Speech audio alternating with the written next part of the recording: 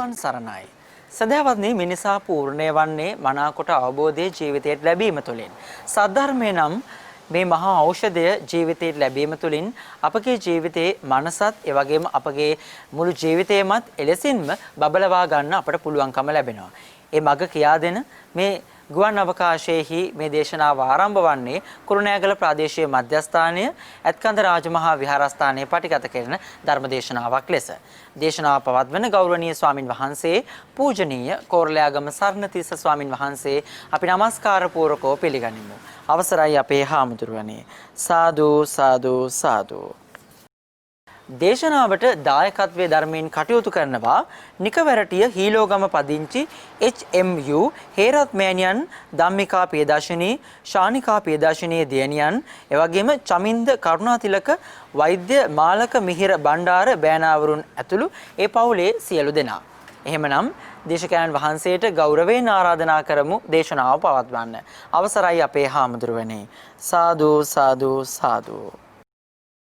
නමෝ තස්ස භගවතු අරහතු සබ්බ ධම්මේසු අප්පටිහත ඥානචාරස්ස දස බලධරස්ස චතු වේසාරජ්‍ය විසරදස්ස සබ්බ සත්තුත්තමස්ස ධම්මිස්සරස්ස ධම්ම රාජස්ස ධම්මස්සාමිස්ස තථාගතස්ස සබ්බඤුනෝ සම්මා සම්බුද්දස්ස නමෝ තස්ස භගවතු අරහතු සබ්බ ධම්මේසු අප්පටිහත ඥානචාරස්ස දස බලධරස්ස චතු වේසාරජ්‍ය විසරදස්ස සබ්බ සත්තුත්තමස්ස ධම්මිස්සරස්ස ධම්ම රාජස්ස ධම්මස්සාමිස්ස තථාගතස්ස සබ්බඤුනෝ සම්මා සම්බුද්දස්ස නමෝ තස්ස භගවතු අරහතු සබ්බ ධම්මේසු අප්පටිහත ඥානචාරස්ස දස බලධරස්ස චතු වේසාරජ්‍ය විසරදස්ස සබ්බ සත්තුත්තමස්ස ධම්මිස්සරස්ස ධම්ම රාජස්ස ධම්මස්සාමිස්ස තථාගතස්ස සබ්බඤුනෝ සම්මා සම්බුද්දස්ස. සද්ධර්ම ශ්‍රාවක කාරුණික ගුණගරුක බෞද්ධ පින්නතුනි, බොහෝම ශ්‍රද්ධාවෙන් යුක්තව මේ සූදානම් වෙන්නේ ලෞතුරා බුදුරජාණන් වහන්සේ විසින් ලෝක සත්වයන් පිළිබඳව අප්‍රමාණ දයාවෙන් කරුණාවෙන් මෛත්‍රියෙන් යුක්තව අවබෝධ කරගෙන දේශනා කොට වදාළ නෛර්යානික වූ ශ්‍රී සද්ධර්ම රත්නයෙන් අබමල් රේණුවකටත් වඩා අඩු බොහෝම පුංචි කොටසක් දේශනා කරවගෙන ධර්ම ගෞරවය පෙරදරි කරගෙන දේශනාගත ධර්මය ශ්‍රවණය කරන්නත් එසේ ධර්ම ශ්‍රවණය කිරීමෙන් ලැබෙන අවවාද අනුශාසනා තම තමන්ගේ ජීවිතවලට එකතු කරගෙන වඩාත් නිවැරදි මෙලව ජීවිතයක් සකස් කරගන්නත් නිවැරදි වුණ මෙලව ජීවිතයක් තුළින් සුගතිගාමී වූ පරලොව ආයති භවයකින් සැනසීමේ උතුම් පරමාර්ථය ඇතුවයි මේ ධර්ම ශ්‍රවණය කරන්න සූදානම් වෙන්නේ. බුදුරජාණන් වහන්සේ විසින් දේශනා කොට වදාළ මේ උතුම් ධර්ම රත්නය තවත් බොහෝ දෙනෙකුට යහපතක් සිදු කිරීමේ අරමුණක් ඇතුව මේ විදිහට දේශනාවක් සිදු කරවනවා නම් යම් කෙනෙක් ඒ කාරණාව හඳුන්වන්නේ ධර්මය දානය කරවීමක් හැටියට. මේ ලෝකේ තියෙන හැම දානයකටම වඩා යම් දානයක් උතුම් නම් ඒ උතුම්ම දානය මොකක්ද කියන කාරණාව බුදුරජාණන් වහන්සේගෙන් වරක් සක්‍ර දේවේන්ද්‍රයන් වහන්සේත් විමසා හිටියා. ඒ වෙලාවේ බුදුරජාණන් වහන්සේ සඳහන් කළේ හැම දානයකටම වඩා උතුම් වෙන්නේ සියලුම දානයන් අභිභවනය කළේ මේ තථාගත ශ්‍රී සද්ධර්ම දානය විතරයි කියලා. ඒ නිසා ඒ අති උතුම් පින්කම සිදු කරන මේ වෙලාවේ මේ මැදිරි සංකීර්ණයේ තුල සෑහෙන පිරිසක් ධර්ම ශ්‍රවණය කරනවා.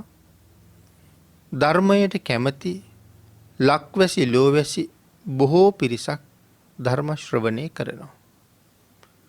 ඒ ධර්ම ශ්‍රවණය කරන පිරිස මහත් වූ බලාපොරොත්තුවක් පෙරදරි කරගෙන ධර්ම ශ්‍රවණය කිරීම ඊටාම වටින බව භාග්‍යතුන් වහන්සේගේ අනුශාසනාව. ඒ බලාපොරොත්තුව තමයි මේ ධර්ම දේශනාව ශ්‍රවණය කරන අතරතුරදීම මාගේ පංච නීවරණ ධර්මයන් යටපත් වේවා. සප්ත බෝධ්‍යාංග ආදී ධර්මයන් වැඩි දියුණු වේවා. මේ දේශනාව අතරතුරදීම මට උතුම් මාර්ගයක් ඵලයක් අවබෝධ වේවා කියන සිතින් යුක්තවම අපි ධර්ම ශ්‍රවණය කරමු. පින්නතුනි, අද ධර්ම දේශනාවේ මාතෘකාව හැටියට මම යොදා ගන්න කල්පනා කළේ ධම්මපද පාළියේ දණ්ඩ වර්ගයේ සඳහන් වන එක ගාථා රත්නයක්. යතහා දණ්ඩේන ගෝපාලෝ ගාවුම් පාචේති ගෝචරං ඒවං ජරාච මච්චූච ආයුම් පාචෙන්ති පානිනං. අපේ භාග්‍යතුන් වහන්සේ මේ ගාථා රත්නය දේශනා කොට වදාළේ එක්තරා සිල් සමාදන් වුණ උපාසිකාවන් පිරිසකට. මේ ගාථා රත්නයේ සරල තේරුම තමයි යතහා දණ්ඩේන ගෝපාලු. යමෙක් කෙවිතක් අරගෙන තමන්ගේ ගොපල්ලු ටික, තමන්ගේ ගවයෝ ටික, ගොපල්ලා කෙවිතක් අරගෙන තමන්ගේ ගවයෝ ටික අරගෙන යනවා තෘණ භූමිය දක්වා. ගාවුන් පාචේති ගෝචරං ආහාරයේ තියෙන තැනට දක්වනවා. ඒවං ජරාච මච්චූච, අන්න ඒ වාගේ තමයි ජරාවයි මරණයයි දෙන්න එකතු වෙලා ආයුම් පාචෙන්ති පානිනං. මේ සත්වයා අරගෙන යනවා ආයුෂයාගේ කෙරවල ගාවට කියන කාරණාව තමයි මේ ගාථාවේ සරල තේරුම. අපේ බුදුරජාණන් වහන්සේ සවැත් නුවර ජේතවනාරාමේ වැඩ හිටපු දවසක මහා පෝය දවසේ විශාල වශයෙන් උපාසිකාවන් සිල් සමාදන් වෙලා හිටියා. එතන හිටියා බොහෝම වයස්ගත උපාසිකාවන් හිටියා. මැදි වයසේ අය හිටියා. තරුණ වයසේ අයත් හිටියා. ලාබාල වයසේ අයත් හිටියා.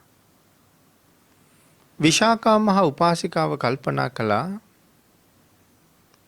මේසා පිරිසක් අද සිල්ගත් එකේ පරමාර්ථය මොකක්ද දන්නේ අහලා බලන්න ඕනේ කියලා. විශාකා උපාසිකාව මුලින්ම ගියා වයසකම මෑණිවරු ළඟට. ගිහිල්ලා ඇහුවා, මෑණිවරුනි අද සිල් ගත්තේයි කියලා. ඒත් එක්කම ඒ පිරිස සඳහන් කළා දුවේ දිව්‍ය ලෝකේ යන්න හිතාගෙන සිල් ගත්තා කියලා. ඊට පස්සේ ගියා අර මැදිවි ඒකාන්තාව ළඟට. ඒ කාන්තාවන්ගෙන් ඇහුවා අද සිල් ගත්තේ මොන වාගේ අරමුණක් නිසාද කියලා. ඒ අය සඳහන් කළා සපත් නිරෝෂය දුරු කර ගැනීම සඳහා. මෙතන සපත් නිරෝසය කියලා කියන්නේ මේ කාන්තාව කියනවා අපේ ස්වාමි පුරුෂවරුන්ට අපි හැර තවත් පරාඹුවන් ඉන්නවා. ඒක දැනගත්තාම සිත්වල ඇතිවෙන දුක වේදනාව ද්වේෂය වැඩි.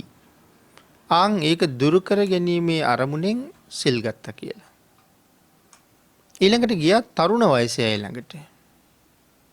ඒ අයගෙන් ඇහුවා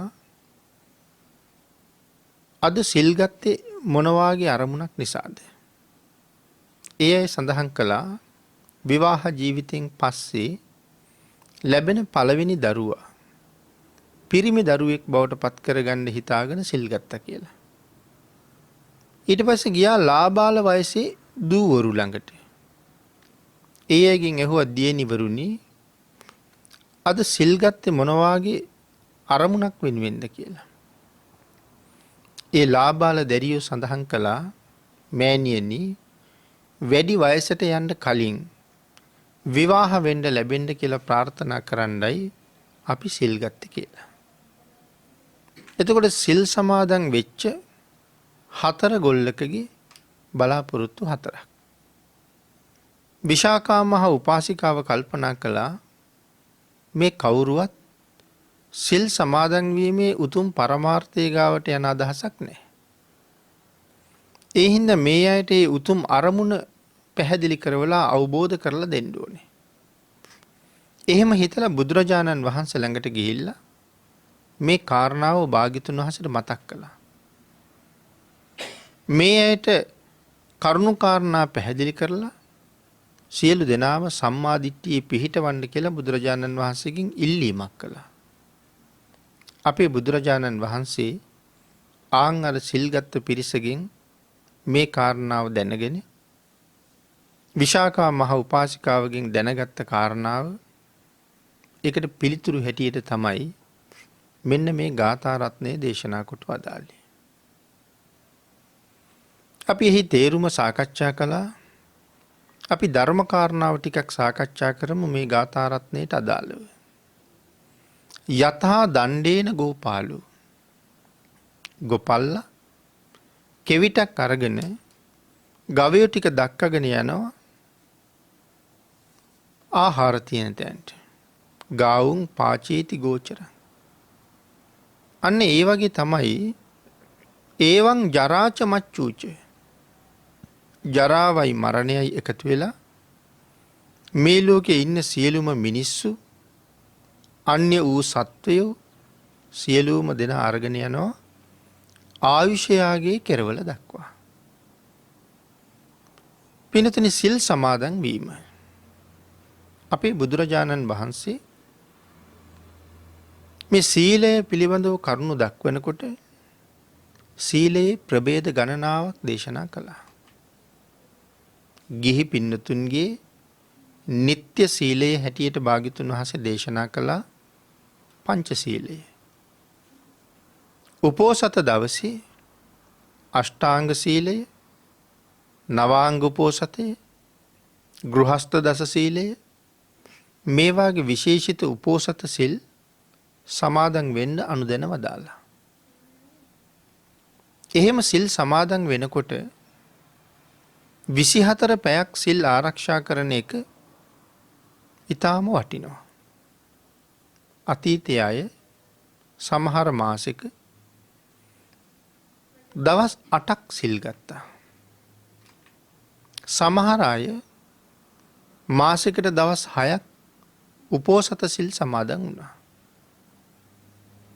ඊට අමතරව අපිට සාමාන්‍යයෙන් මාසෙකට පෝය 4ක් තියෙනවා.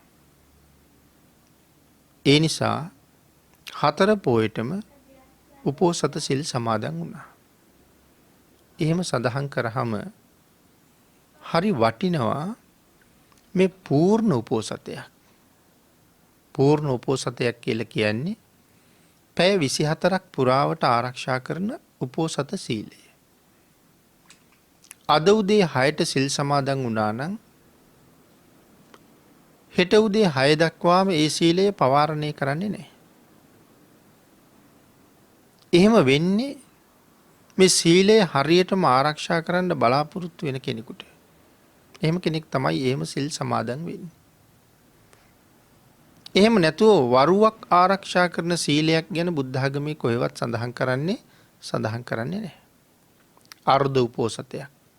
එහෙම එකක් බුද්ධ ආගමේ නැහැ. කෙනෙකුට අර්ධ උපෝසතයක් තියෙන්න පුළුවන් හවසට සිල් පවාරණය කරනවා කියලා බලාපොරොත්තුවක් නැතුව සිල් ගත්තොත්. සිල් සමාදන් වෙලයි ඉන්නේ හෙට දවසේ පවාරණය කරන්නේ. නමුත් අද රාත්‍රිය වෙනකොට හදිස්සියේ කටයුත්තක් සඳහා යොමු වෙන්න වෙනවා. ඒක හැබැයි නොවලක්වාම බැරි කටයුත්තක් වෙන්න ඕනේ. එක්ක ගෙදරින් කතා කරලා කියනවා දරුවෙකුට බොහෝම අසාධ්‍යයි කියලා. නැත්තම් ස්වාමියාට බිරිඳට බොහෝම අසාධ්‍යයි කියලා. නැත්තම් ගෙදර වෙනත් නොයාම බැරි කටයුත්තක් නිසා. අන්න එහෙම වුණොත් නැත්තම් තමන් අසනීප වුණොත් ඉන්නම බැරි තරම් සිල් පවාරණය කරන්න පුළුවන්.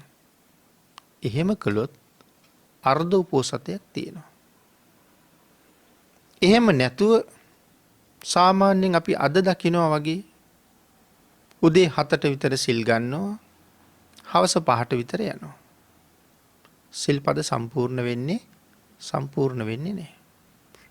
මොකද පින්නතුනි මේ පන්සිල් ඉක්මවා ගියහම 6 වෙනි 7 වෙනි 8 වෙනි තව සිල්පද 3ක් අපි සමාදන් වෙනවා. 6 වෙනි සිල්පදේ විකාල භෝජනා වේරමණී සික්ඛාපදං සමාදියාමි. උදේ සිල් ගත්ත මොහොතේ ඉඳලා මධ්‍යාහනයේ පහු වෙනකම් අපි 10-15 වතාවක් වේවා 60-70 වතාවක් වේවා ආහාර ගත්තත් ওই සිල්පදයට හානි වෙන්නේ නැහැ. මේ සිල්පදේ ආරක්ෂා කරන්න තියෙන්නේ මධ්‍යාහනයෙන් පස්සේ. එතකොට 5ට සිල් පවාරණය කරලා රාත්‍රී ආහාරය ගැනීමේ බලාපොරොත්තුවක් ඇත්නම් උදේ මේ සිල්පදේ සමාදන් වෙන එකේ තේරුමක් නැහැ. විකාල භෝජනයෙන් වළකිනවා කියලා වෙන පොරොන්දුව සම්පූර්ණ නැහැ. මොකද විකාලයේ ආහාර අනුභව කෙරෙනවා අර විදිහට පවාරණය කරලා යෑම තුලින්. නමුත් උදේ සමාදන් වෙන්නේ මේ සීලය ආරක්ෂා කරනවා මේ 24 පැයම. දවල්ට ආහාර ගත්තට පස්සේ ආයේ හැන්දෑවේ 7-8 වෙනකන් ලොකු ආහාර අවශ්‍යතාවයක් එන්නේ නැහැ.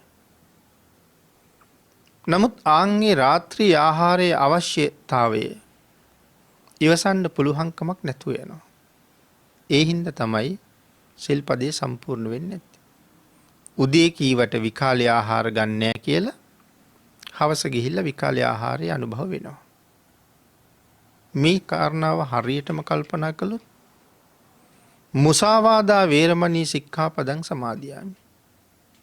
ඒ ශික්ෂාපදේ සම්පූර්ණ වෙන්නේ නැහැ. ඇයි ගෙදරින් ඇවිල්ලා තියෙන්නේ 5ට විතර ආපහු එනවා කියලා. එතකොට මුසාවාදා වේරමණී සික්ඛාපදං සමාදියාමි කියලා විකාල භෝජනා වේරමණී සික්ඛාපදං සමාදියාමිත් කියලා 5ට විතර අපි ආපහු යනවා. එතකොට මුසාවක්මයි කියවිලා තියෙන විකාලයෙන් වළකිනවා කියලා. ඒ නිසාත් සිල්පදේ සම්පූර්ණ වෙන්නේ නැතුව යනවා. ගෙදර ගියත් කමක් නැහැ. ගෙදර ඉඳලත් ඒ සිල් ආරක්ෂා කරන්න පුළුවන්. මේ සීලය පිළිබඳව සඳහන් කරනකොට තව කරුණක්. නිත්‍ය සීලය, පංච සීලය. ඇයි බුදුරජාණන් වහන්සේ අපිට සීලය තහවුරු කළේ? බුදුරජාණන් වහන්සේ ලෝකේ පහළ වෙන්න කලිනුත් එක එක බ්‍රාහ්මණ ආගම්වල මේ සිල් තිබුණා. නිගණ්ඨ නාථපුත්තයන් ඇතුළු ෂට් ශාස්ත්‍රූරු අතරත් පංච සීලයක් තියෙනවා. ඒ සීලය මීට වඩා එහා ගියපු කරුණු සඳහන් කරන සීලයක්. එතකොට ඒ සීලය තුල මේ සීලය ආරක්ෂා කරනවට වඩා බරපතල කරුණුත් තියෙනවා. නමුත් අපිට බුදුරජාණන් වහන්සේ දේශනා කරපු පංච සීලය ඒ ෂට් ශාස්තෘවරු අතර තිබිච්ච සීලයට වඩා ආරක්ෂා කරන තරමක් පහසු සීලයක්. මොකද අපිට ආරක්ෂා කරන්න බැරි දේවලුත් තියෙනවා. අපේ භාග්‍යතුන් වහන්සේ ඒ බැරි දේවල් හැම එකක්ම අත්හැරියා. අපේ පහසුවත් එක්ක සිල්පද 5ක් තමයි දේශනා කොට වදාළේ. පින්නතුනි, කෙලෙස් හැටියට සඳහන් කළොත් කෙලෙස් 1500ක්. මේ හැම ක්ලේශ මූලයක්ම අපි සතර අපායට ඇදගෙන යන ධර්මතාවයක්. බුදුරජාණන් වහන්සේගේ ධර්මයේ තුල තියෙන ප්‍රතිපදාව මධ්‍යම ප්‍රතිපදාව. කොයි පැත්තෙන්වත් අන්තයට ගිහිල්ලා නැහැ. එහෙනම් මේ පන්සිල් අපිට පෙන්වෙත් ඒ මධ්‍යම ප්‍රතිපදාවෙන්මයි. අර කෙලෙස් 1500 ආරක්ෂා වෙන්න කියලා දේශනා කළා නම් අපිට පුළුවන් වෙයි කියලා හිතනවද? ඒ 1500ක් ගැන අපි හිතන්න ඕනේ නැහනේ. 5ක් ආරක්ෂා කරන්නත් බැරි නම් 1500ක් ගැන කවර කතාවද? සමහර කෙනෙක් කතා කරනවා පන්සිල් ආරක්ෂා කරන අය ලෝකෙ කොහෙද ඉන්නේ කියලා. මේ සිල් ආරක්ෂා කරන්න පුළුවන්ද කියලා. හැබැයි භාග්‍යතුන් වහන්සේ දේශනා කළේ මහණෙනි බැරි දෙයක් කවදාවත් මම දේශනා කරන්නේ නැහැ කියලා. බුදුරජාණන් වහන්සේ වගේ ශ්‍රේෂ්ඨ ශාස්ත්‍රුන් වහන්සේ නමක් පින්නතුනි කවදාවත් අපිට කරදර කරන්න නම් හිතුවේ නැහැ. පුළුවන් තරම් අපිට පහසුම මඟ තමයි භාග්‍යතුන් වහන්සේ පෙන්නලා තියෙන්නේ. ඒ නිසායි දේශනා කළේ මහණෙනි බැරි නම් මම දේශනා කරන්නේ නැහැ. හැබැයි බැරි දේවල් තියෙනවා. ඒ දේවල් භාග්‍යතුන් වහන්සේ මෙතෙන්ට එකතු කරලා නැහැ. බැරි දේවල් ටික. ඔය කෙලෙස් 1500ක් ගැන සඳහන් කරාම අපි සමහරලාට gedara මකුළු දැල් ටික අපි කඩන්නම ඕනේ. නමුත් ඒ කඩන්නේ අනුන්ගේ ගෙයක්. කෙනෙකුගේ ගෙයක් කඩලා බිඳලා විනාශ කරන එක අපිටත් සංසාරේ වෙනම විපාක දෙනවා. නමුත් බුදුරජාණන් වහන්සේ කොතනවත් මකුළු දැල් ඉවත් කරන්න එපා කියලා නීතියක් පනවලා නැහැ. තුවාලයකට බෙහෙත් දාන්න ගියහම අලුත් තුවාල තියෙනවා, පරණ තුවාල තියෙනවා. පරණ තුවාලවල සමහර වෙලාවට පණුවොත් ඉන්නවා. නමුත් බෙහෙත් දාන්න ඕනේ. භාග්‍යතුන් වහන්සේ දේශනා කරලා නැහැ එහෙම තුවාල වලට බෙහෙත් දාන්න එපා කියලා. එහෙම වුණොත් තුවාලේ හිමිකරුවට මොකද වෙන්නේ? ජීවිතෙම වන්දි ගෙවන්න වෙනවා. ඒ හින්දා තුවාල වලට බෙහෙත් දාන්න එපා කියලා දේශනා කළේ නැහැ. අපේ ශරීරය ඇතුලේ විශාල ජීවීන් ප්‍රමාණයක් ජීවත් වෙනවා. ඒගොල්ලෝ ජීවත් වෙන්නේ මේ ඇඟම කාලා. හැම කාලා ජීවත් වෙන පිරිසක් ඉන්නවා. මස් කාලා ජීවත් වෙන පිරිසක් ඉන්නවා. තවත් ශරීරයේ නොයෙක් දේවල් කාලා ජීවත් වෙන අය ඉන්නවා. ඇටකොටු ඇතුලේ ඇට මිදුළු කාලා ජීවත් වෙන පිරිසකුත් ඉන්නවා. මේ කතා කරන මොහොතේත් ඒගොල්ලෝ අපිව කනවා. ඒ අය ජීවත් වෙන්නෙත් මේකේ. ඒ හින්දා මගේ ශරීරය ඒ ජීවීන්ට ගමක් නගරයක් වගේ. ඒගොල්ලෝ මල මූත්‍රා කරන්නෙත් මේක ඇතුළෙමයි. ඒ නිසා මගේ ශරීරය ඒ අයට වැසිකිළියක් වගේ. ඒගොල්ලෝ මැරෙන්නෙත් මේකේ. එතකොට මගේ ශරීරයේ ඒ සත්තුන්ට අමුසොහනක් වගේ. ඒ අය දරුවෝ බිහි කරන්නෙත් මගේ ඇඟ ඇතුළෙමයි. එතකොට ඒගොල්ලන්ට මේක සූතිකරයක් වගේ. ඒ බිහි කරන දරුවොත් 80 කුලයක ඒ සියලු දෙනාමත් මේ ශරීරය තමයි කන්නේ. ඒ අය ප්‍රමාණයකට කන හින්දා හොඳයි. බැරි වෙලාවත් පමණ ඉක්මවල කෑවොත් ඒත් මට ජීවත් වෙන්න වෙන්නේ නැහැ. හැබැයි සමහර වෙලාවට මේ උදරය ආශ්‍රය කරගෙන ජීවත් වෙන ඇතැම් අය නිසා අපිට බලපෑම් වෙන වෙලාවල් තියෙනවා. ඒ වෙලාවට අපි ඔය පණු බෙහෙත් වගේ දේවල් පාවිච්චි කරනවා. ඒ පණුවන් මර්ධනය කරන්න. නමුත් බුදුරජාණන් වහන්සේ කොතනවත් පණු බෙහෙත් පාවිච්චි කරන්න එපා කියලා දේශනා කරලත් නෑ. එතකොට මේ අපිට දේශනා කළත් නොකර ඉන්න බැරි දේවල්. හේන් කොටන්න ඕනේ, කුඹුරු හාන්න ඕනේ, බී කොටන්න ඕනේ, ගොයන් කපන්න ඕනේ, බී තම්බන්න ඕනේ.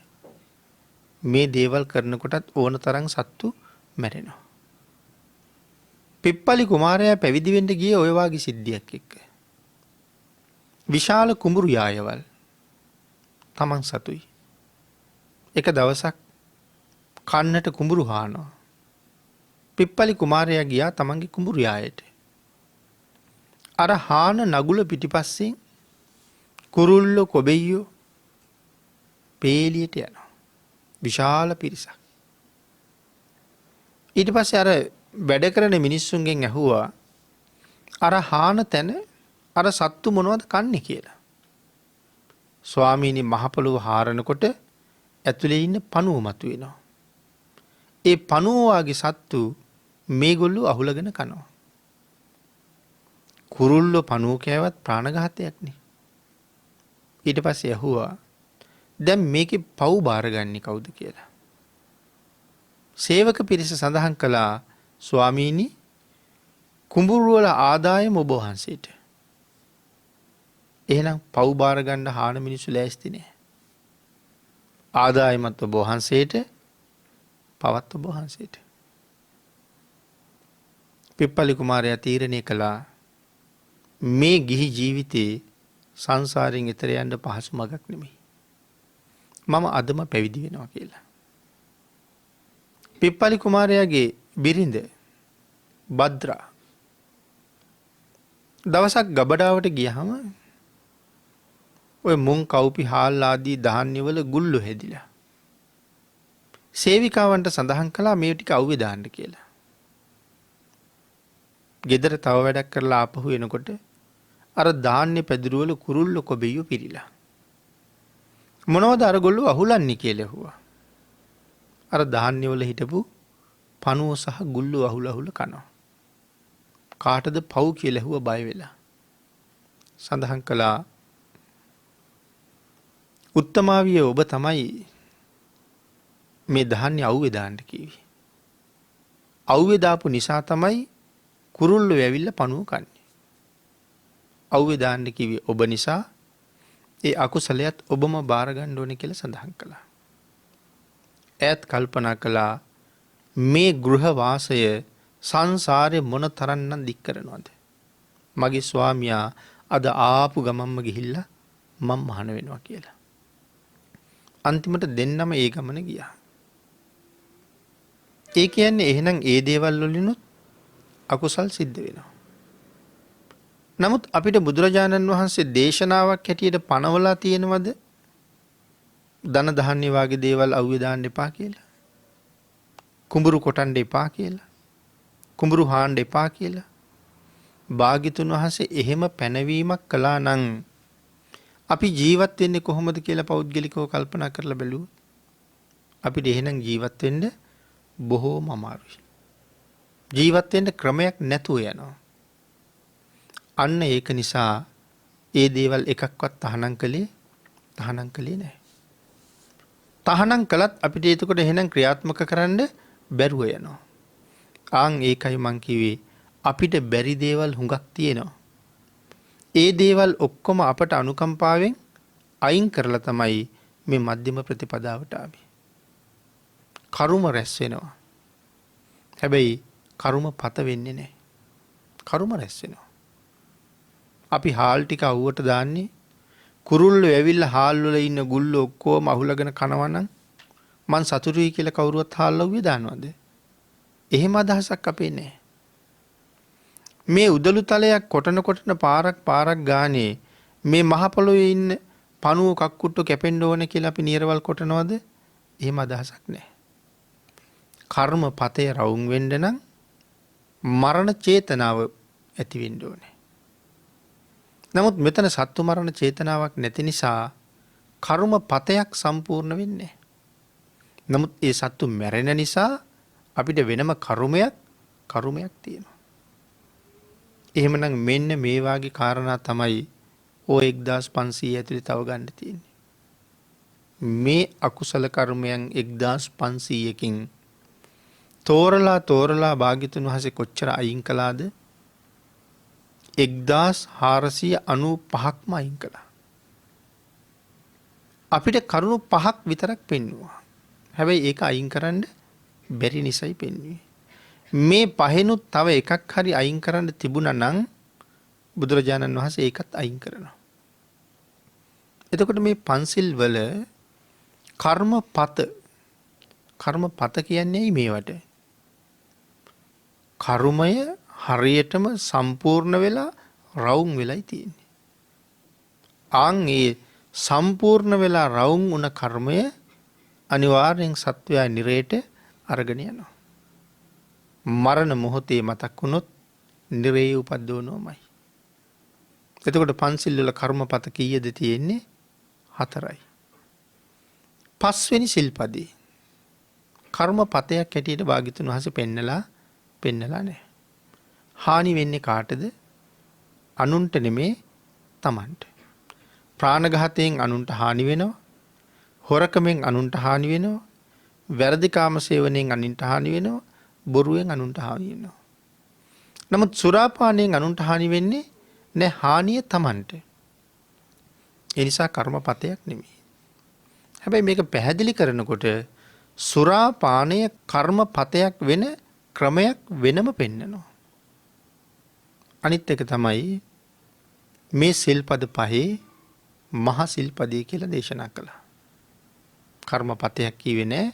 නමුත් ලොකුම ශික්ෂාපදේ. හේතුව සුරාපානය කරලා මත් වුණාට පස්සේ.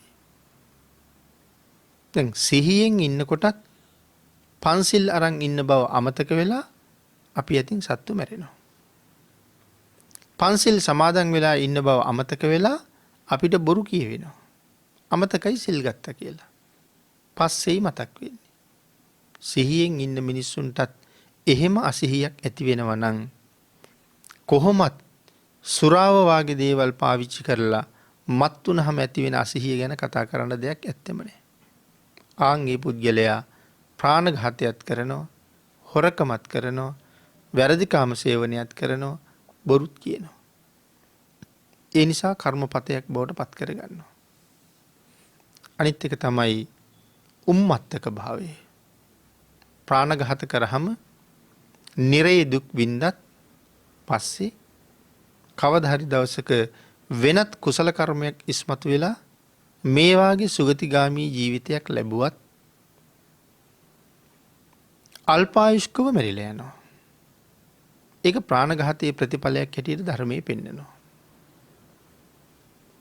නමුත් මේ 5 වෙනි ශික්ෂාපදයේ ගැන කතා කරනකොට ප්‍රාණඝාතයට වඩා ඒක හරි භයානකයි. අපි කියමු කෙනෙක් අවුරුදු 30න් මැරෙනවා කියලා. තව ජීවත් වෙන්න කල් තිබුණා. මේ අවුරුදු 30 එයාට සත්පුරුෂයෝ හම්බුනොත්,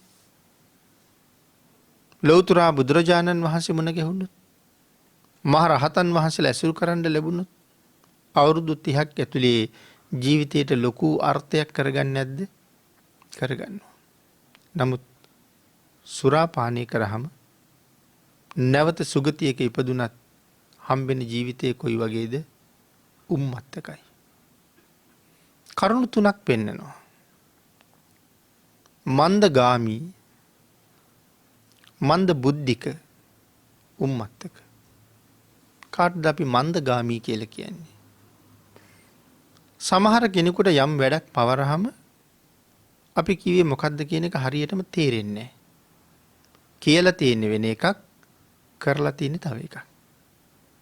ඊට පස්සේ බැනුම් අහනවා. බැනුම් අහලා ආයෙත් වැඩේට යොදවනවා. ආයෙත් කරලා තියෙන්නේ හරියටම කියපු ටික නෙමෙයි. සමහර රැකියාවක් කරන කෙනෙක් රැකියාවෙන් පහ කරන්නත් හේතු වෙන ඔය වගේ කටයුතු. බොහෝසේ වෙහෙසෙනවා. ඒ පුද්ගලයාත් වෙහෙසෙනවා. වැඩේ පවරපු කෙනත් වෙහෙසෙනවා. ඒ පුද්ගලයාටත් පාඩුයි. වැඩේ පවරපු කෙනාට සමහරලාට ලක්ෂ ගණන් පාඩු වෙනවා. කීප දවසක් ගියහම තමයි මතක් වෙන්නේ මට දැන්නේ තේරෙන්නේ මට කරන්න කිව්වේ අහවල් වැඩේනේ කියලා කියනවා. මට මේක කරන්න තිබ්බේ මෙහෙමනේ කියලා කියනවා. එතකොට එයාට කියපු වැඩේ හරියටම මතක් වෙන්නේ දවස් කීපයක් ගියහම. ඇයි එයාගේ ප්‍රඥාව වේගවත් නැහැ. අවබෝධය වේගවත් නැහැ. බොහොම හෙමින් තමයි වැටහෙන්නේ. ඒ හින්දා කියපු ගමන් යමක් කරන්න බෑ. ඒගොල්ලන්ට කියන්නේ මන්දගාමී කියලා. තව පිරිසක් ඉන්නවා මන්ද බුද්ධික කියලා. අපි එහෙම අය ඕන තරම් දැකලා තියෙනවා. හැබැයි ලොකුම කරදරයක් අපිට ඒ අයගෙන් නැහැ. නමුත් සාමාන්‍ය සමාජයේ වැඩක් කරගෙන තනියම ජීවත් වෙන්නත් බෑ. මන්ද බුද්ධික. තව පිරිසක් ඉන්නවා උම්මත්තක කියලා. හැබැයි ඒගොල්ලෝ හරි භයානකයි. පාරේ වාහනයක එක්ක යන්න බයයි. ඒ පොදු වාහනේ ඉන්න අනික් මිනිස්සුන්ට ගහන්න පුළුවන්. කෙල ගහන්න පුළුවන්. තවත් නොයෙක් කරදර වලට පත් කරන්න පුළුවන් නිසා පිරිසක් එක්ක යන්න බෑ. පිරිසක් ඉන්න තැනක ගෙනහිල්ලා කෑම මේසික වාගේ වාඩි කරවන්න පුළුවන් කමක් නැහැ. අනික් අයට කෑම වලින් ගහයිද දන්නෙත් නැහැ. කටේ තියෙන ආහාර මේසෙ උඩ දායිද දන්නෙත් නැහැ. කටට වතුර අරන් අනික් අයට ඇඟට ගහයිද දන්නෙත් නැහැ. ඒ හින්දා පිරිසක් ඉන්න තැන තියාගන්න හරි අමාරුයි. මන්ද බුද්ධිකයි. කෑමයි වතුරයි දුන්නාම වතුර එක කෑම එකට හලනවා. ඇඳුම ගලවලා විසි කරනවා. නමුත් මේ වාගේ පිරිසක් ලෝකෙ බිහි වෙන්න එක හේතුවක් තමයි මෙන්න මේ සුරාව. සිහියෙන් ප්‍රඥාවෙන් ඉන්න කාලේ සුරාපානය කරලා උමතු වෙච්ච අය නිරයවල් වල දුක් විඳලා ඇවිල්ලා ආයෙ මෙහි උපදිනකොටත් මන්දගාමී මන්දබුද්ධික උම්මත්තක වාගේ තත්වයන් ලබලා උපදිනවා. මං සඳහන් කළා ප්‍රාණඝාත කරපු කෙනා අවුරුදු 30ක් ජීවත් වෙනවා නම් බුදුරජාණන් වහන්සේ ඇසුරු කරන්න ලැබුණා නම් මේ 30 අවුරුද්ද තුල කොයි තරම් දෙයක් කරගන්නීද? නමුත් මන්ද බුද්ධිකයෙකුට උම්මත්තකයෙකුට අවුරුදු 100ක් බුදුරජාණන් වහන්සේගේ සිරිපතුල ළඟ ඉන්න ලැබුණත් ඔහුට ඒකෙන් අර්ථයක් නැහැ. අන්න ඒ නිසා පස්වෙනි සිල්පදේ මහ සිල්පදේ හැටියට දේශනා කරනවා. මේ නිත්‍ය වූ සීලයෙන් අපිට ලැබෙන ලොකුම ලාභය තමයි ඊළඟටත් උපදින්න භවයක් තීරණය වෙනවා. මේ ජීවිතෙන් අපි හැමෝම නිවන් දකීද දන්නේ. කතා කරන මටත් ශ්‍රවණය කරන ඔබටත් මේ ජීවිතේ නිවන් ලැබෙන්නේ නැති වෙන්නම පුළුවන්. අපි ද්විහේතුක වෙන්න පුළුවන්, ත්‍රිහේතුක වෙන්න පුළුවන්. අහේතුක නැහැ. හැබැයි අර මන්ද බුද්ධික උම්මත්තක ඒගොල්ලෝ අහේතුක. කොහොමත් ඒ ආත්මේ නිවන් හම්බ වෙන්නේ නැහැ. ඇස් පේන්නේ නැති, කන් ඇහෙන්නේ නැති වුණාමත්, අංග විකල වුණාමත් අහේතුක ගණයටමයි වැටෙන්නේ. නමුත් පින්නතුනි, ද්විහේතුක වුණොත් ඒත් මේ ජීවිතෙන් අපිට මාර්ගඵල ලැබෙන්නෙම නැහැ.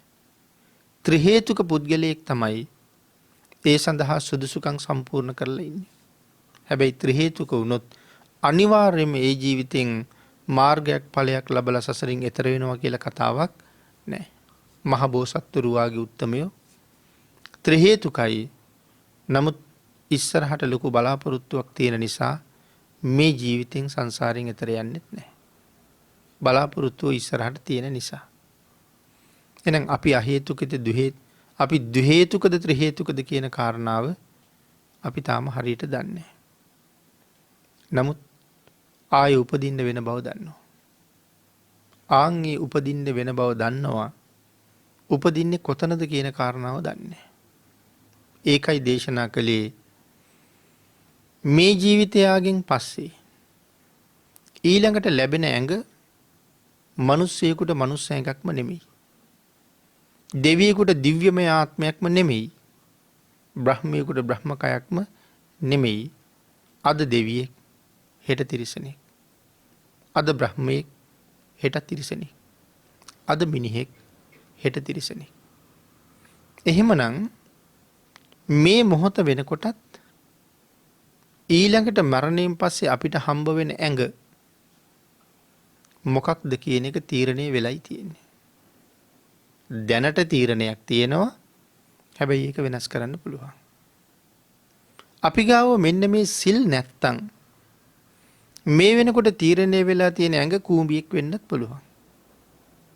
කෝඳුරුවෙක් වෙන්නත් පුළුවන්. මදුරුවෙක් වෙන්නත් පුළුවන්. කබරගොයෙක් වෙන්නත් පුළුවන්. සත්ත්ව ලෝකයේ එහෙම තැනක තීරණයක් එන්න පුළුවන්. එහෙම නැත්තම් නිරේක, එහෙම නැත්තම් പ്രേත ලෝකයක, එහෙම නැත්තම් අසුර ලෝකයකට යන්න පුළුවන්. භාග්‍යතුන් වහන්සේගේ දේශනාවේ සඳහන් කරනවා මහණෙනි මේ ලෝකේ ඉන්න මේ සත්තු තිරිසන්නු මේ සියලුම සත්තුන්ට අපිට වගේම මනුස්ස ජීවිතයක් තිබුණා කියන එක. අම්මා තාත්තා ළඟ ඉපදුනා. කාලා බීලා හැදිලා වැඩිලා පෝෂණය වුණා. නිසි වයසේ ඉගෙන ගත්තා. විභාග පාස් කරගත්තා. විශ්වවිද්‍යාල වගේ උසස් අධ්‍යාපන ආයතන වලට ගියා. උපාධි වාගේ සහතික ලබා ගත්තා. හොඳ රැකියාවකුත් අරගත්තා. සෑහෙන කාලයක් ඒ රැකියා කටයුතුත් කළා. ආවාහ විවාහ වුණා. ගෙවල් දොරවල් හදාගත්තා. යාන වාහන අරගත්තා.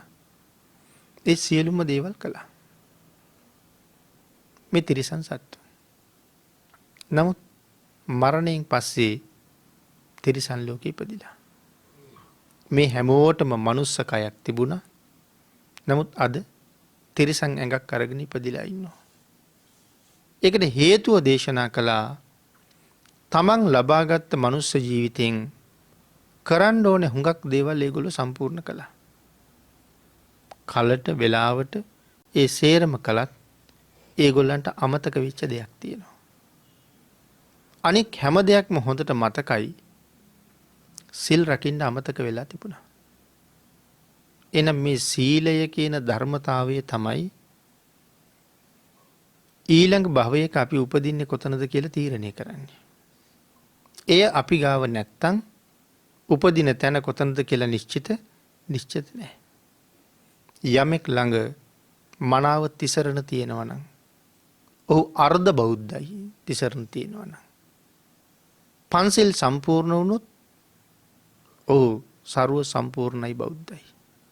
හැබැයි යමෙක් ළඟ හරියටම තිසරණ තියෙනවා නම් ඔහු ළඟ ශ්‍රද්ධාව තියෙනවා. ඔහු ළඟ හොඳටම ශ්‍රද්ධාව තියෙනවා නම් ඔහු ළඟ අනිවාර්යයෙන්ම සිල් තියෙනවා. ශ්‍රද්ධාව කියලා කියන්නේ භාග්‍යතුන් වහන්සේ පිළිබඳව තියෙන පැහැදීම. ඒ තරම්ම පැහැදීමක් දියුණු වුණා නම් භාග්‍යතුන් වහන්සේගේ එක වචන මාත්‍රයක් අහක දාන්නේ. සරණාගමනේ ප්‍රභේද ගොඩක් තියෙනවා. ඒ ප්‍රභේදයෙන් පහසු යයි කියලා හිතෙන්නේ අවසාන කාරණාව. පනිපාත සරණාගමනය. මොකද්ද මේ පනිපාත සරණාගමනය කියලා කියන්නේ? ගුණය දැක සරණ යනවා. ගුණය දැක සරණ යනවා කියලා කියහම තුනුරුවන් මෙන්න මේ වාගේ ගුණවත්. භාග්‍යතුන් වහන්සේ මහා සංඝරත්නයේ මේ වාගේ සිල්වත්. මේ ධර්ම රත්නය අපේ සසර මඟ සුවපත් කරවනවා. තුනුරුවන් පිළිබඳව මනාව දැනගෙන ගුණය දැකලා සරණ ගිහිල්ලා ඒ මත පිහිටලා ඉන්නවා. ඕක තමයි අපිට සරණ යන්න තියෙන ක්‍රමය. මේ ක්‍රමයෙන් හරියටම සරණ ගියොත් මැරිච්ච ගමන් කොහේ යනවා කියලාද සඳහන් කළේ? යේකේචි බුද්ධං සරණං ගතාසේ නතේ ගමිස්සන්ති අපාය භූමි. යමෙක් නිවැරදිව තෙරුවන් සරණ ගිහිල්ලා නම් යන්නේ නැහැ අපායක. මරණයත් එක්කම දෙව්ලොව තමයි උපදින්නේ. ඒකේචි බුද්ධං සරණං ගතාසේ නතේ ගමිස්සන්ති අපාය භූමි. පහාය මානුසන් දේහං. මනුස්ස කයෙන් ප්‍රාණවායුව ඉක්ම යනවත් එක්කම දේව කායං පරිපූර්ණස්සන්ති සම්පූර්ණ කරන්නේ දෙව් පිරිසයි කියලා දේශනා කළා. ආන්ගේ නිසා මේ සීලය ඉතාමත්ම වටිනවා. ඊළඟ භවයේ උපදින තැන තීරණය කරන එකම සාධකයේ සීලය. භාග්‍යතුන් වහන්සේ දේශනා කළා නිති පන්සිල්. නිරන්තරයෙන්ම පන්සිල් මත පිහිටන්න ඕනේ. මේ සිල් හරියට නැත්තම් උල්ලංඝනය කරන්නේ මොකක්ද? ස්වභාව ධර්මයාගේ ප්‍රධාන නීති පහෙන් එකක්. මේ ස්වභාව ධර්මයේ නීතිය. මේක භාග්‍යතුන් වහන්සේ හෙව්වේ මහා කල්ප අසංඛ්‍ය 4.1ක පරිේශණයක ප්‍රතිඵලයක්. ඒ පරිේශණයට කියන්නේ මොකක්ද? ආර්ය පරිේශණය. ඒ ආර්ය පරිේශණය කරලා මේ සීලය ගැන අපිට දේශනා කළා. මෙන්න මේ සිල් පද පහ උල්ලංඝනය කරන්න මෙපා කළොත් දඬුවම් කරනවා. හැබැයි හරිම භයානකයි දඬුවම. සාක්ෂි නෑ. ඊට පස්සේ මේක ලිහිල් කරලා දෙන්න කියලා කතා කරලා දෙන්න පෙරක දෝරුවරු නෑ. එකම විනිශ්චයකාරයයි ඉන්නේ. යම් දඬුවමක්ද නියම කරන්නේ මට බෑ කියන්න බෑ. ඒක එහෙම්මම බාර ගන්න ඕනේ. සාක්ෂි බලන්නේ උසාවි නෑ, පෙරක දෝරුවරු නෑ, කවුරුවත් නෑ. මොහු ජීවත් වෙන කාලේ මෙහෙමයි හිටියේ. ඊළඟට හම්බෙන ඇඟ මෙතනයි කියන තීරණය විතරයි තියෙන්නේ. මේ ජීවිතේ කරගත්ත සියලුම දේවල් මෙහෙන් යනකොට එහෙදි කතා කරයි. දැනුවත් වෙලා තියෙනවා ස්වභාව ධර්මයේ. අමුතුවෙන් අඬ ගහලා කතා කරන දෙයක් නැහැ. ඉගෙන ගන්න කාලේ ඉඳලා දැන ඉගෙනගත්ත සියලුම සහතික ටික හැකියාවන් ටික අරගෙන ගිහිල්ලා පෙන්නනවා රැකියාවක් ඉල්ලගන්න. මේ තමයි මගේ හැකියාවල් ටික, මේ තමයි මගේ සහතික ටික, මේ තමයි මගේ සුදුසුකම් ටික. මට මේකට ගැලපෙන්න රැකියාවක් දෙන්න. බැරි වෙලාවත් ওই තොරතුරු ලිපිගොනුව නැති වුණොත් එහෙම ජීවිතේ හුඟා කරදර වෙන්න වෙනවා. ආයෙව මුල ඉඳලා එකතු කරන්න. ආන් ඒ වාගේ මේ ස්වභාව ධර්මය තුල ඔබයි මමයි ජීවත් වෙච්ච හැටි ලිපිගොනුවකට ගොනු කළා වගේ මෙහෙන් හුස්ම යනකොට යායුතු තැනට ගිහිල්ලා හම්බ වෙන ඇඟ තීරණය කරලත් ඉවරයි. අන්න ඒක නිසා මේ සිල් මනාව රැකගන්න දේශනා කළා. යම් කෙනෙක් ගාව පන්සිල් නැත්තම් දැන් සාමාන්‍ය ලෝකයා ස්වාමින් වහන්සේලාට බනිනවා දුස්සීලයි කියලා. ඒ වුණාට බුදුරජාණන් වහන්සේ දුස්සීලයි කියලා බනින්න සීමාවක් පෙන්නලා තියෙනවා. මෙන්න මේ සීමාවෙන් ඔබට ගියොත් විතරයි දුස්සීල. නැත්තම් ඒ භික්ෂුන් දුස්සීල නැහැ කියලා. එතකොට එහෙම දුස්සීලයි කියලා කතා කරනකොට අපිට සීලයක් නැද්ද කියන තැනට යන්න ඕනේ. එතකොට ගිහියයිට දුස්සීලයි කියන්නේ කොතෙන්ට ආවොත්ද? යම් ගිහි කෙනෙක් ළඟ පන්සිල් නැත්තම් එයා දුස්සීලයි. ඒකනේ දක්ෂින විභංගයේ තිරිසං සතාට දෙන දාණය ඊළඟට දුස්සීල මිනිසයාට දෙන දාණය. ඒ කියන්නේ තිසරණ පන්සිල් නැති කෙනාට දෙන දාණය කතා කරලා තියෙන වෙනම. එතකොට සමස්ත සමාජයේ දිහා බලලා අපි ඔක්කොම දුස්සීලද කියලා හිතෙන්න ඕනේ. අපි මැරෙනව නේද කියලා හිතෙන්න ඕනේ. ඒ මැරෙනකොට අපි ගාව සිල් තියෙන්න ඕන නේද කියලා හිතෙන්න ඕනේ. මේ ඉන්න අපි යතින් ඕන තරම් පන්සිල් උල්ලංඝනය වෙලා තියෙන බව රහසක් නෙමෙයි. නමුත් දේශනා කළා දැනගත්තද යම් දවසක ඒකේ භයානක බව මේකයි කියලා. ආන්ගේ දැනගත්ත දවස් ඉඳලා සමාදන් වෙන්න හරියට කිව්වා. පාපයට වඩා කුසලයේ හරි බලවත්. අපි කියමු කෙනෙක් අතින් පව් 100ක් සිද්ධ වුණා කියලා. මහ බලවත් එක කුසල කර්මයකට පුළුවන් අර පව් 100ම පාගන්න. ඒ තරම් කුසලයේ හරීම බලවත්. යම් කෙනෙක් අද පොරොන්දු වෙනවා නම් ස්වාමීනි මේ සිල්පද පහ දිවි හිමියෙන් කඩන්නේ නැහැ කියලා. අනික් පැත්ත හැරෙනකොට පිහියෙන් අනලා මරලා දැම්මොත් දුගතියක යන්නේ නැහැ කියලායි කියන්නේ. හෘද සාක්ෂියට එකඟවම සිල් කඩන්නේ නැහැ කියලා පොරොන්දු වෙන්න ඕනේ. ඒ තරම්ම සිල් බලවත්. සමහර වෙලාවට මේ වාගේ මේ සිල් ගැන පැහැදිලි කරනකොට ගොවිතැන් කරන අයට ඒ වගේ අයට ලොකු ප්‍රශ්න මතුවෙනවා. කෘමිනාශක යොදන්න ඕනේ. තවත් නොයෙක් කටයුතු වල යෙදෙන්න ඕනේ. එතකොට අපි ඒක කොහොමද කරන්න කියලා. මම කියන්නේ ඒ සිල්පදෙත් පැත්තකට කරමුකෝ. දැන් තියෙන ලොකුම ප්‍රශ්නේනේ හේන් කුමරු වැඩ කරන්න ගියම කෘමිනාශක යොදන්න වෙනවා. එතකොට මොකද කරන්න කියන එක. ඒක එහෙම්මම තියලා කල්පනා කරලා බැලුවොත් හොඳයි. ඒ සිල්පදේ උල්ලංඝනය වෙනවා. අපි ගාව අනික් 4 තියනවාද කියලා කල්පනා කරුවොත් ඇයි ඒක නැත්තේ කියලා ප්‍රශ්නයක් ඇහුවොත් උත්තරයක් නැතු වෙනවා. එහෙනම් ඒ හතර හරියටම තියෙනවා මේක විතරම නම් ප්‍රශ්නේ. ඒකටත් පොඩි විසඳුමක් හොයන්න බැරි වෙන එකක් නෑ. අපි හැමදාම තෙල් ගහන්නේ නෑනේ. එළවලු කොටුවට තෙල් ගහනවා නම් සතියට එකපාරයි. අද තෙල් ගහලා ඇවිල්ලා බුදුරජාණන් වහන්සේට පොරොන්දුවක් වෙනවා. ස්වාමීනි අය තෙල් ගහන්නේ ලබන සඳුදා. මම මේ වෙල මොහොතේ ඉඳලා ලබන සඳුදා වෙනකන් කිසිම ප්‍රාණියෝග්‍ය ජීවිතේ නැති කරන්නේ නැහැ කියලා. දවස් 5ක් රැකපු සිල්පදේ මොන තරම් ආනිසංසද කියන එක දන්නේ ලෞතර බුදුරජාණන් වහන්සේ විතරයි. ඒ තරම් පුදුම රැකවරණයක් මේක තුල තියෙනවා. පොයට 8 සිල්, උපෝසත සිල්. එහෙම සිල් ආරක්ෂා කරන එක හරි විශේෂයි.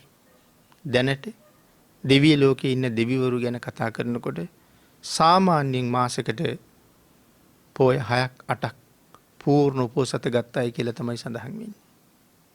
දැනට මේ කාලේ බලාපොරොත්තුවක් තියෙනවා නම් මරණයෙන් පස්සේ ඒ වාගේ සුගතියක යනවා කියලා.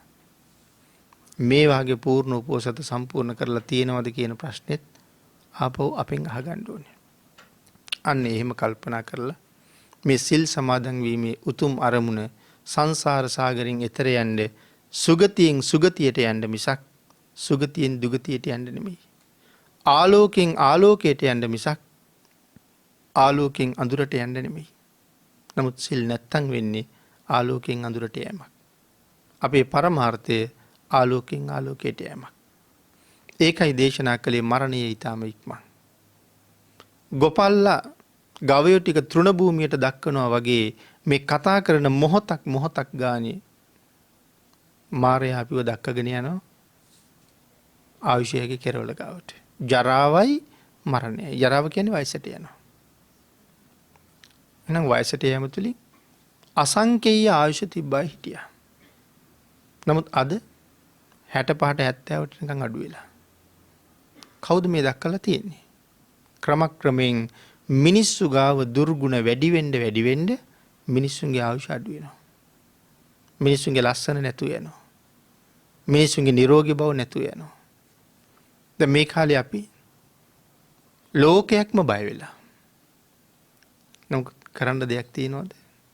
කරන්න දෙයක් නැහැ. සතුරෙක් ආවොත් මූණට මූණ එනවා පේනවා.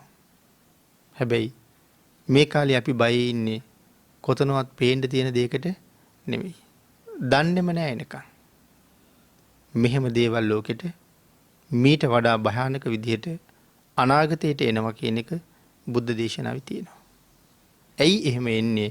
අපි ගාව දුර්ගුණ වැඩි වෙන්න මේ වාගේ व्यसन වලට මුහුණ පාන්න සිද්ධ වෙනවා.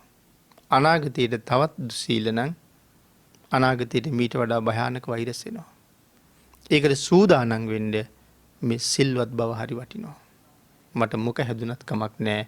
මැරිලා ගිහිල්ලා උපදින්නේ මීට වඩා ප්‍රබල තැනක කියන එක තමන් හොඳට දන්නවා. ආන් ඒ නිසා සූදානම් වෙලා ජීවත් වෙන එක හරි වටිනවා. ධර්ම දේශනාවට තියෙන කාලය නිමා වෙලා.